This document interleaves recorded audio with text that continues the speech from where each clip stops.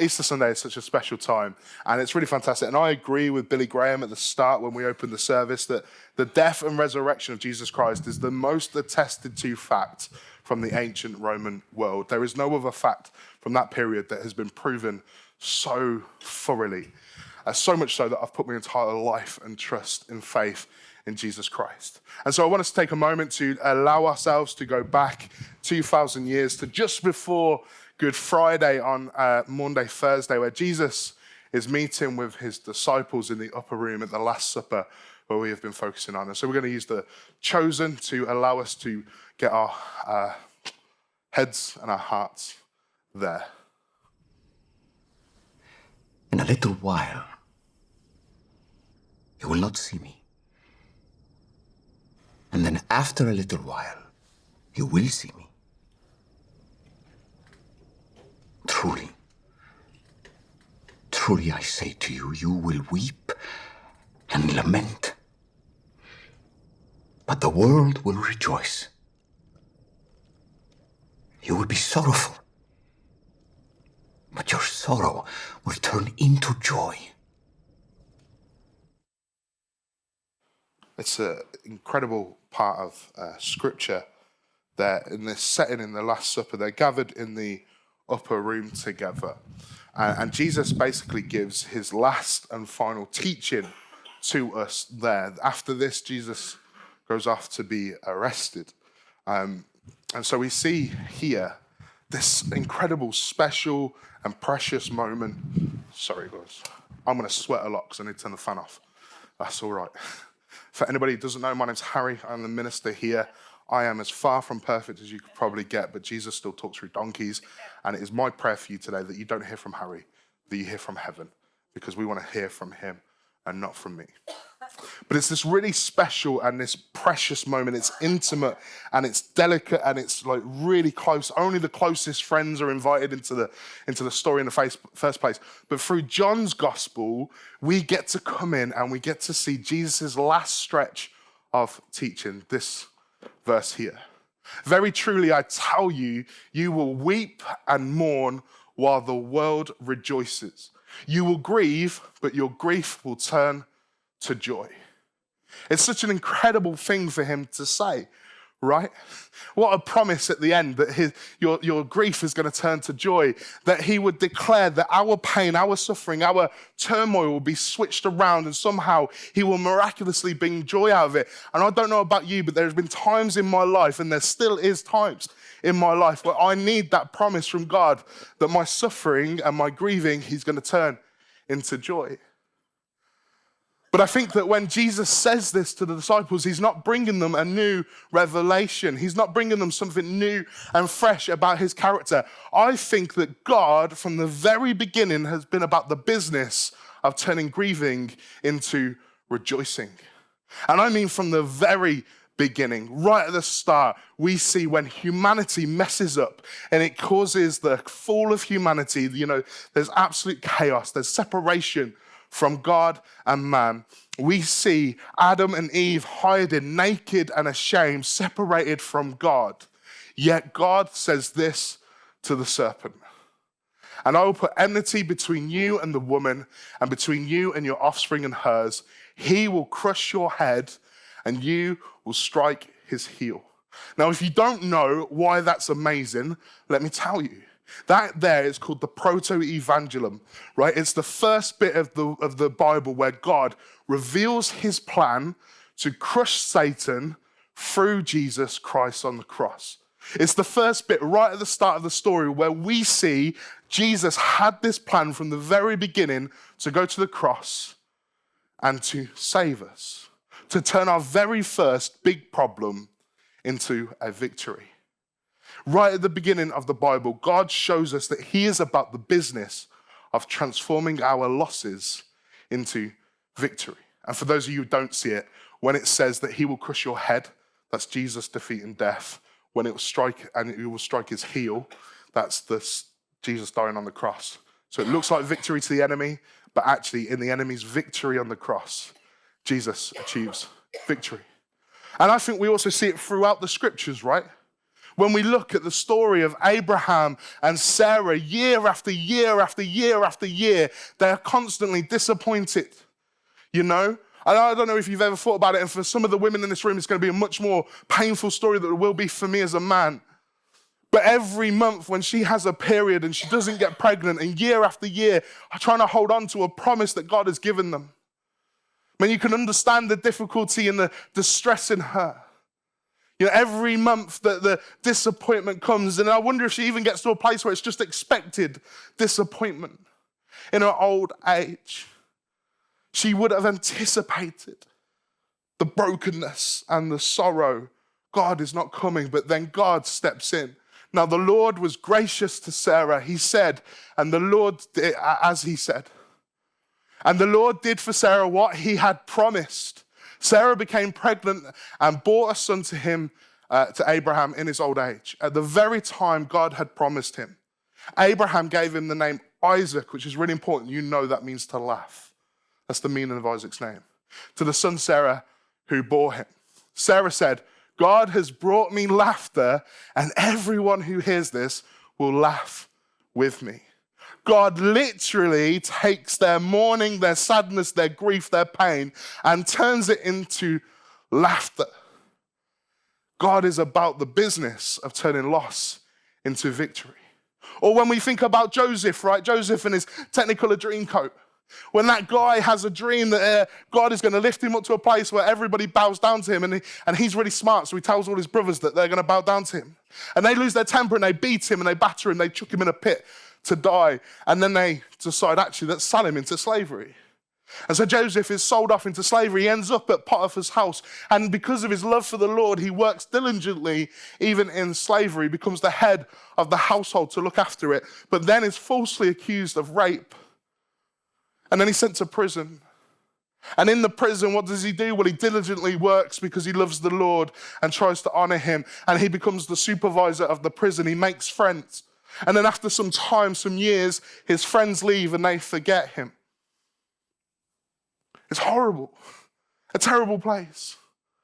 But then at the right time, at the right moment, God uses the prison as a conduit to lift Joseph up to become the prime minister of Egypt. God takes his prison and turns it into a position. God is in the business of changing our mourning into dancing. Or even in the Exodus story, right? We see the Israelite people, they're being whipped and abused, they're battered and oppressed, they're being used as slaves, the firstborns are about to be killed. And out of desperation to save her child from the massacre, a little baby is pushed down into the River Nile. That little baby, abandoned by his mother out of good intentions. I didn't mean the word abandoned, you know what I meant, right? She gives him away to save the baby. Ends up becoming a prince of Egypt at Pharaoh's house. And then later on, we'll have an experience with God in the desert that will lead him back into Egypt to lead the people out. God hears their cry, leads them out of the slavery and into the promised land because God is in the business of turning mourning into dancing. Or you can even go to Jericho, right? Could you imagine being a soldier in that place, being led up to the walls of Jericho? Mark did a fantastic preach on it not that long ago. You can find it. And looking at those walls going, there's no earthly way for us to scale these walls. There's no earthly way for us to win this victory. There's no possible way. And yet God uses the obedience of his people and the shout of their praises to bring the walls down. He makes a way when there was no way, because God is in the business of turning people's grieving into rejoicing. Or even how about Job, who was tested, and under his testing, he loses his family. He loses his wealth. He loses his friends. He even loses his self-dignity and self-worth. He loses his peace. He loses his place in society. But God wasn't done.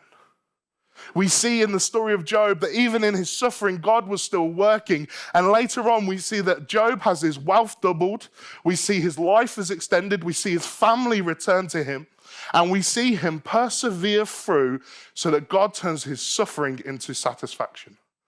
Because God is in the business of turning grieving into rejoicing. But we don't just see it on those individual stories. We see it in fantastic ways. We see it when Israel, just last week, if you were here, we were talking about how Israel's kings were always awful, always messing up, always doing stupid stuff. And we see that actually through one of them, the Israelites are led into exile into Babylon, where they suffer. And you might be thinking, oh no, that's the end of the story for them, right? They've gone to Babylon, the worst possible place they could have gone to. The king has messed it up so badly that they're in trouble. But what happens after 70 years of exile? God uses a Gentile king, a pagan king, King Cyrus, to release the people back to go pay to build the temple. And not only does he release them back, he offers to help pay for it to make it happen. So we see a massive failure of an Israelite king, and we see God, through his miraculous providence, use a pagan king to lead them back into the promised land. He turns their exile into a homecoming, because God is in the business of turning grieving into rejoicing. And this has been the business of God from the very start. And we even see it in the New Testament, right? Jesus' first miracle, which if anybody ever tells you Jesus is boring, they've never read the first miracle, right? Because he turns water into wine at a party. Yeah. And it's an incredible miracle, because it shows us something of Jesus, right? Because in this wedding, they've been having a great time. He's there as a guest, and they run out of wine, and it's all chaos, because if you run out of wine at your wedding, well, you can forget going to anybody else's wedding the next week, right? Or being part of the social system, right? That's just like the biggest faux pas. And so his mom says to him, help them. And so what does Jesus do? Very graciously turns the water into the best wine anybody's ever had, ever. And an abundance of it. Why? Because Jesus takes their lack and turns it into abundance. Jesus' first miracle, showing us loads of stuff, but in this regard where we're thinking right now, shows us that he turns people's worries, trauma, stress into a place of victory. We see it with the woman who bled, right? She bleeds for many years. She cannot get any help. She cannot get a doctor to fix her. And out of desperation, she's heard of what Jesus might do. And out of desperation, she sees a crowd chasing around him. And she sort of flings herself at him and just about catches his coat. And she's healed instantly. But Jesus doesn't just leave it there. Jesus is like, who took the power from me? What happened? And he speaks to her. He addresses her. And he brings her back into a place of forgiveness and healing. He turned her sickness into a testimony. And we see with Jairus, almost the same time, Jairus comes along to Jesus just before that moment where she grabs his coat. And he goes, Jesus, my daughter, she's dying. You need to come to my house, come to my house, come to my house, save my kid. And Jesus says, I'm coming to your house, don't worry. It's okay, I'm coming. And then this woman slaps the coat, and all of a sudden it all falls apart. Because immediately after that moment, one of Jairus' servants comes up to him and goes, don't bother Jesus anymore. It's too late. She's dead. Give up. Let's just go home. What does Jesus do? He goes to Jairus' house anyway. Because he said he was going to go to Jairus' house. And he goes to Jairus' house and he raises the daughter up and she lives. And he takes Jairus' dismay and distress and turns it into hope. We see it with the woman at the well. She sat there in the middle of the day. Why? Because of her sexual history and her past. She is shunned by society. And so she gets water in the middle of the day when it's most hottest because the other women won't be around. She wants to be in isolation and away from those who hurt her. Jesus, however, a Jewish man, comes and speaks to her and identifies with her there at the well. And then he offers her living water so that she'll never grow thirsty again. And what do we see with her? We see her going from a place of isolation and self-hatred into becoming the first evangelist in that town, running around saying the Messiah is here. You need to come see what Jesus has done. Jesus doesn't offer her just forgiveness. He also restores her to community. Or we can look at the man at the baths at Bethesda where he's waiting to be healed 38 years. waiting for one of his mates to kick him in the water at the right time to try and get a healing. And Jesus rocks up on a Sabbath. And he rocks up and he makes him well. He raises him up from the floor. He says, be healed. Proving that he is Lord over the Sabbath and over healing. And that water doesn't give you healing, God does. He turned his suffering into a demonstration of hope. Or how about the time they were on the boat and the storm was raging and it was all chaos and the disciples were in a place of fear. And then Jesus, a little while later, says, be still. And the place goes still.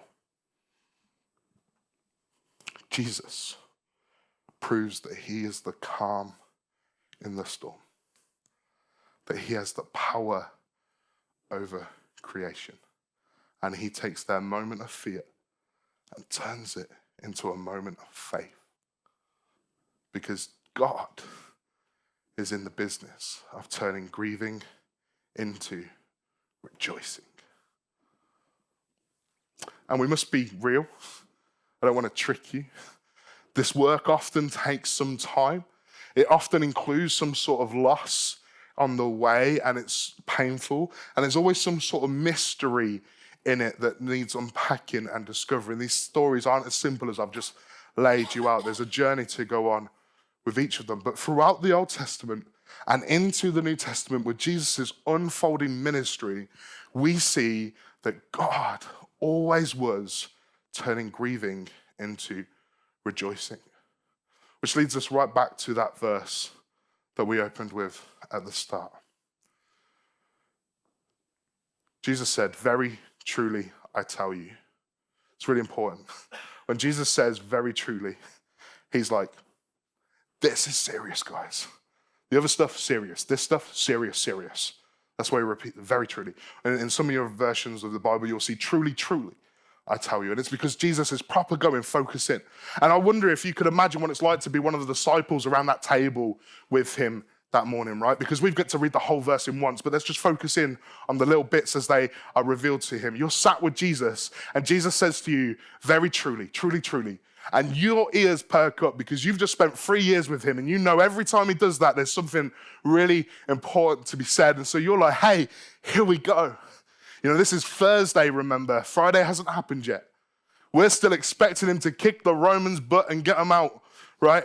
Very, very truly, truly, truly, I tell you. And your ears perk up. And then he says, you will weep and mourn. Jesus. That's not what we wanted to hear. That's not what we were expecting. What do you mean? And he said, you can almost imagine them. I'm not saying they did. This is extra biblical. It's not what the scriptures say, but I think we need to imagine what's going through their heads at that time. I wonder if they turned to each other and went, did you hear him? He said, truly, truly, and then said, you're going to cry. What the heck? What's going on? Doesn't really make sense. And you will mourn. And then he even goes even further and he makes it hurt some more because he says, whilst you're crying, the world is going to be rejoicing over the thing that you're crying about. So not only are you going to be upset and you're going to be mourning, you're going to be on your own and you're going to be in a place of distress while the world dances. Man, could you imagine what it would be like to be one of the 12? And then Jesus does something wild, something that we see in Scripture when God wants you really focus in what's being said. He says again, you will grieve. In the space of a sentence, he says it twice, you will mourn, you will grieve. He's really hammering home. This isn't just some like metaphor for you to interpret. This isn't just something you are going to hurt and you're going to grieve. And I wonder if all of that has taken them so by surprise that they don't quite hear this next bit. But your grief will turn to joy. I wonder if in that they are hearing what God is saying. I'm not sure I have the ability to comprehend all of that if I was there in the room. Man, sometimes I read my Bible and it takes me 5 commentaries and 5 hours to understand what's being said, right? And those guys are expected to grasp it there and then, and I don't think they did. But that last sentence is really important because we need to hang our hope on it, because what happens next? Well, Friday comes. Right? Later that night, Jesus is arrested. He's taken away. He's put before Pilate. He's sat in silence like a lamb to the slaughter. They beat him and they mock him. They scourge him 39 times. They whip him and rip the flesh from his body. They spit in his face. They pull out his beard. They hate on him. And you can imagine it on Friday morning as they push him out to start walking up to Calvary. They put a cross on him. You can imagine that the air stings his wounds. Right? And they force him to try and march up the hill to Calvary. He can't even carry the cross he's going to die on because he's so weak in the body that somebody else helps him. And then he gets to the top of Calvary and they lay him down on the cross. And you can imagine the wood scraping against his back where the flesh is missing. And they take his hands and they lay them out and they drive nails into his hands and then they drive nails into his feet. And then they raise up the cross. And man, could you imagine the weight as the cross comes into place, as Jesus' whole body weight goes on the nails, but not just his body weight, the whole weight of our sin, the whole pain of the world goes and rests on his shoulders. You know what I mean? I'm still a chav from Birmingham. And then, 6 hours later, Jesus says, I give up my spirit. And he dies. And the Romans ram a spear into his side and blood and water come out and they confirm that he is definitely dead. Jesus is actually dead. And I wonder if you're one of the disciples, whether you're now thinking about the grief and the tears and the weeping, or whether you're thinking Jesus has said, I'm going to turn your grief into joy. I wonder where in that place you're at. Because you can imagine, can't you, like Jesus dies and then there's suddenly a panic because the Sabbath is right on our doorstep, and so there's not even enough time to try and take care of Jesus' body. There's not enough time for us to give him the proper spices and to give him the burial needs. They need to go chuck him in a cave with a dead man's grave, a rich man's grave. You know, they have to rush it all. I wonder if they're thinking of the last little bit of his teaching, or if they're lost in the weeping and the mourning. And we know that they gathered together, maybe back up in that upper room, the same room where Jesus gave that teaching, but if not that room, a room like it. And they wept, and they worried, and they had fear. They hid themselves from the Jewish leaders, while the world outside rejoiced. Those who just hours before shouted, crucify him, crucify him, crucify him, now had what they wanted. Jesus, dead.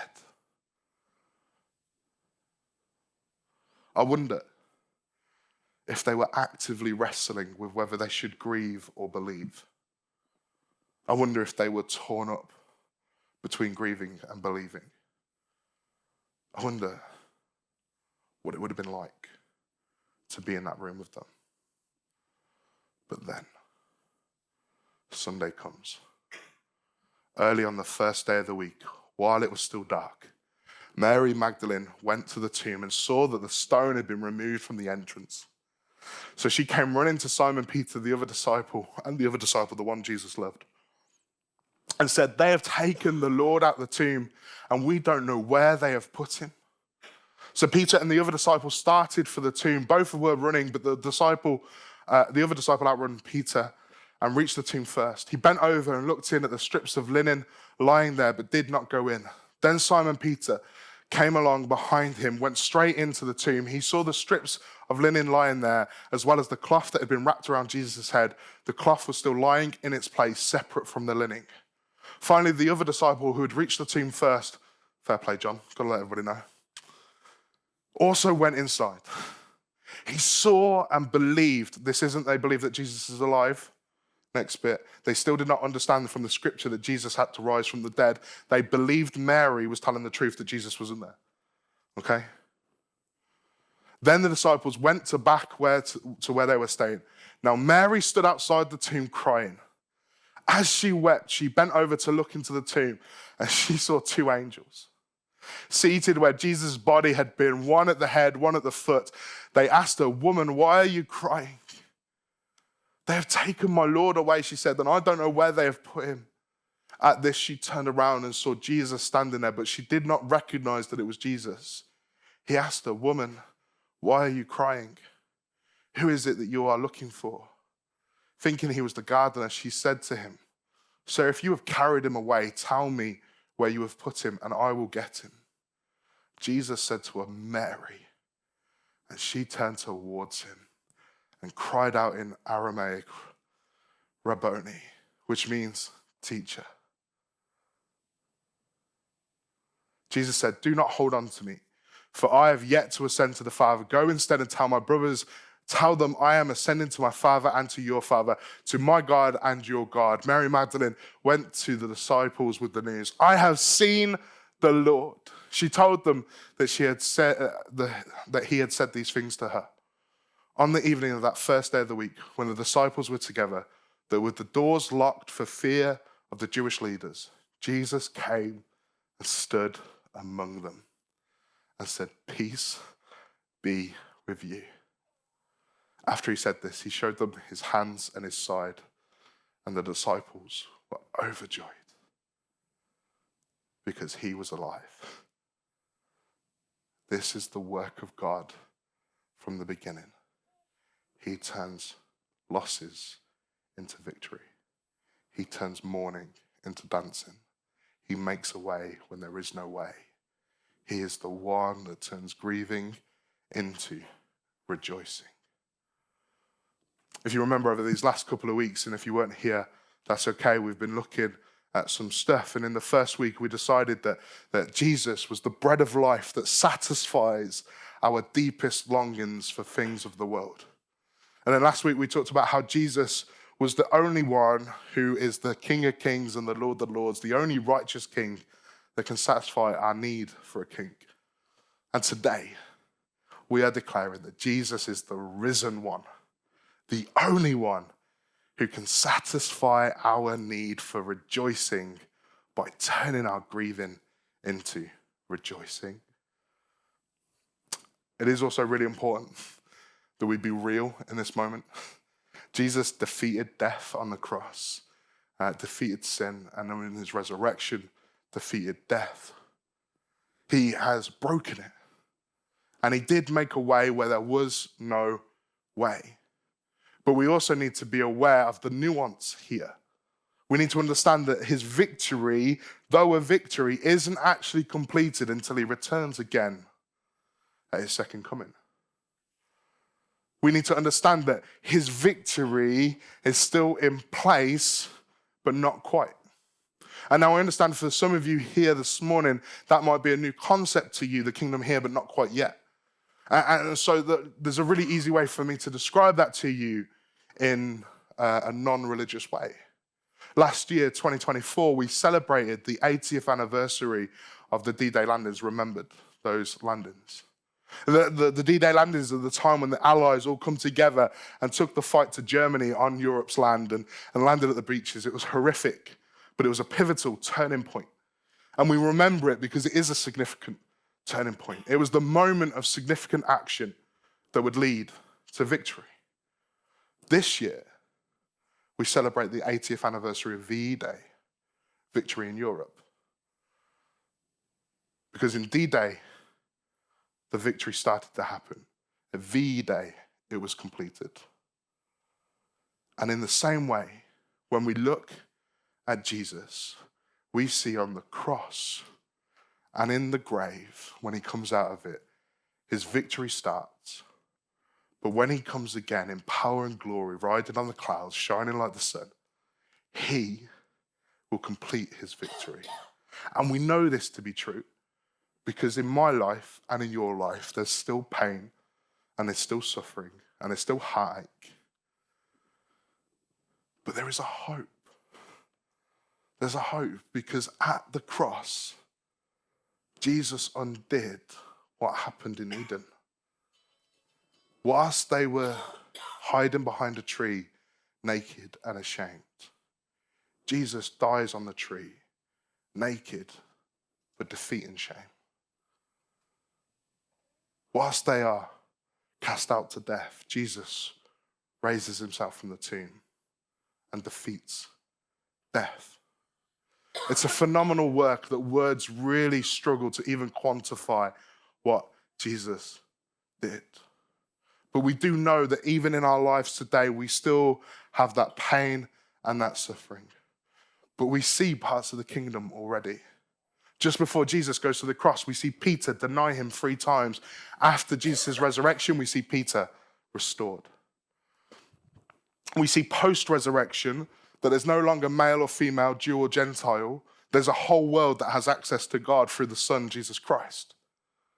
We see that when we look at Jesus at Pentecost, we see that at Pentecost, like thousands of people call out to him, right? And they impact and meet with God in a powerful way. We see God moving in these ways. We see it when the prison wall shakes and the gate falls open and the chains fall off, yet still Apostle Paul sits there still because he's a prisoner of Christ rather than a prisoner of the prison. And the jailer's whole family give their lives to Jesus.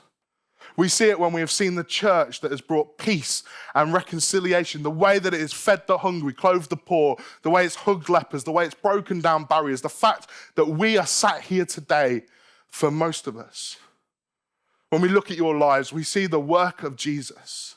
And when we look at my life, we see the work of Jesus, the fact that he would take a chav from Birmingham, redeem him from all of his chaos and all of his mess, and use him in some way to help people connect with God is mind-blowing. But God has always been about the business of turning loss into victory. And we live in a place where the kingdom is here and not yet. And I don't know where you're at with Jesus today. I don't know where you're with him, but I want to invite you into the goodness that is Jesus' death, burial, resurrection, and eternal life. Because my life still has pain and suffering, but the kingdom is also here, and I see victory. I see the victory of the Lord in our lives when I look at my boy and think I don't deserve something that precious, yet he gifted it to me anyway. Now, don't get me wrong, there's still pain, there's still suffering, but the kingdom is here and not yet.